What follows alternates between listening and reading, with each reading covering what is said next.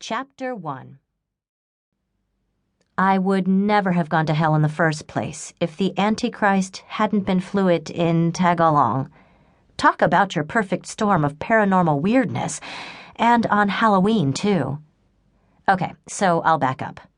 This whole mess started simply enough. They always do. Bloomingdale's was having a shoe sale, and for once, the retail time warp worked in my favor. Okay, I'll back up more.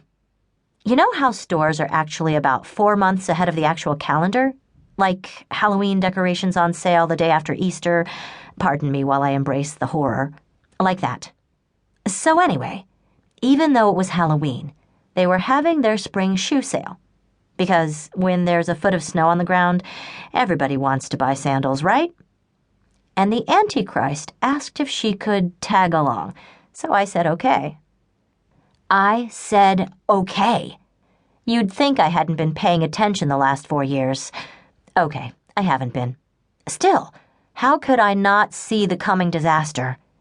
It shouldn't have mattered that the Antichrist needed a new pair of sandals. I should have realized that an innocent quest for fine leather footwear would have ended up with me in hell and the Antichrist freaking out. Again. Right, the Antichrist. I should explain that, too.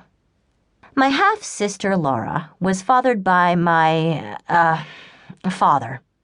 Dear old Dad was banging away at my stepmother, the wretch formerly known as Antonia, and whom I had always called the Aunt.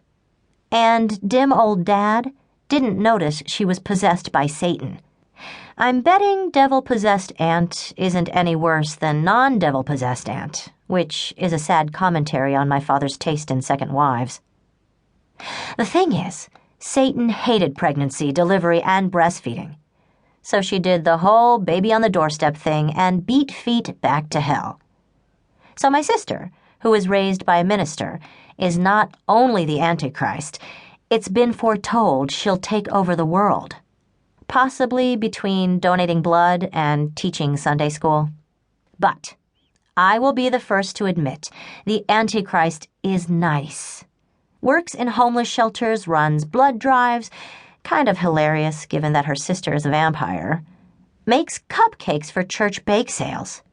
Chocolate ones, with real buttercream frosting. Buttercream, not the colored Crisco grocery stores trying to pass off as frosting. God, I miss solid food. Of course, Laura's got a temper. Who doesn't? And occasionally she loses it and then slaughters anyone she can get her hands on. That gets awkward, kind of. And she's totally conflicted about the undead, which is actually a pretty normal reaction to vampires. Her temper and occasional forays into psychopathic rage were why we were meeting tonight at the Mall of America. Laura had sort of tried to kill me a couple of months ago, and still felt crummy about it. She detested conspicuous consumerism, and also shopping, which is why her offer to go to my personal Graceland was an olive branch. I had risen from my unholy grave, a bed actually, with navy blue flannel sheets from Target. It was a day away from November, and I'm not a savage. Devoured an innocent for breakfast, a triple berry smoothie. A perk of being the queen of the undead was that I didn't have to suck down blood every day. Though to be honest, I always want to. Then commandeered my sinister chariot, a Lexus hybrid, and was mallward bound. I parked in the east parking lot, second floor. Lots of my favorites were on that side, including Williams-Sonoma and Coach. Not that I'd ever cough up $400 for a knapsack that looked like it was designed by a bright second grader. Also, Tiger Sushi was there, and Laura was seriously addicted to their tiger balls. So I forced a smile as I marched toward a restaurant that sold seaweed, rice, and raw fish for a profit margin of several 100%. The sushi thing. I didn't get it, and I never would. I'd been fishing too much as a kid.